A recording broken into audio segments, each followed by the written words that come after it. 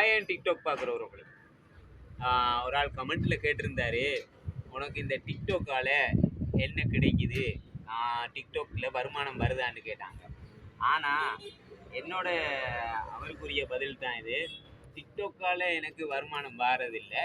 நான் டிக்டாக்கில் என்னோட இந்த டயர் கட் பண்ணுற விளம்பரத்தை போட்டு நான் டிக்டாக்கால் தான் எனக்கு வேலை வருது, அதில் தான் சாப்பிட்றேன். அவருக்குரிய பதிவு தான். வாங்க என்னோட வேலை எப்படி இருக்குதுன்றதை பார்க்கலாம். இந்த நிலைமையில் இருக்கிற டயரை நான் என்ன மாதிரிக்கு ஒரிஜினல் டயர் மாதிரிக்கு வெட்டுறேனா இல்லையான்றதை பாருங்கள்.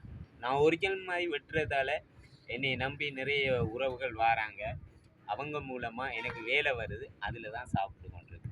ஓகேவா? இது உங்களுக்குரிய பதிவு. உங்களோட கமெண்ட் எடுத்து மேலே போடையிலதால நான் அப்படி கதைச்சி போடுறேன். போட்டவங்களுக்கு புரியுமென்னு நினைக்கிறேன். வாங்க வீடியோக்குள்ளே போகலாம். எப்படி வெட்டுறோம்ன்ற பார்ப்போம்.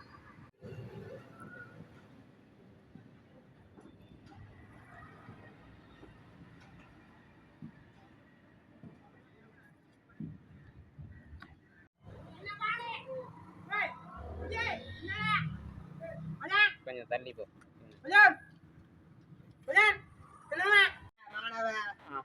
கொடுப்பான் தனி கொடுப்பானே இல்லைண்ணா அண்ணன் பொடிச்சேரி ஆமீனடி மாணவ மாணவி மூணு நான் கொஞ்சம் வாயுவான ஜனவரி அல்லா கொடுப்பான் தனி கொடுப்பானே அல்லா மாணவி அல்லா ஆனவி அல்லா அல்லா கொடுப்பான் தனி கொடுப்பான் அல்லா மாணவியரே அல்ல.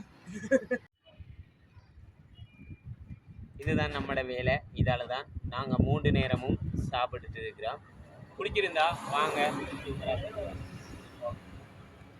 இப்போ பார்த்தீங்கன்னா அதோட அந்த வேலை முடிய இன்னொரு வேலை வந்திருக்குது.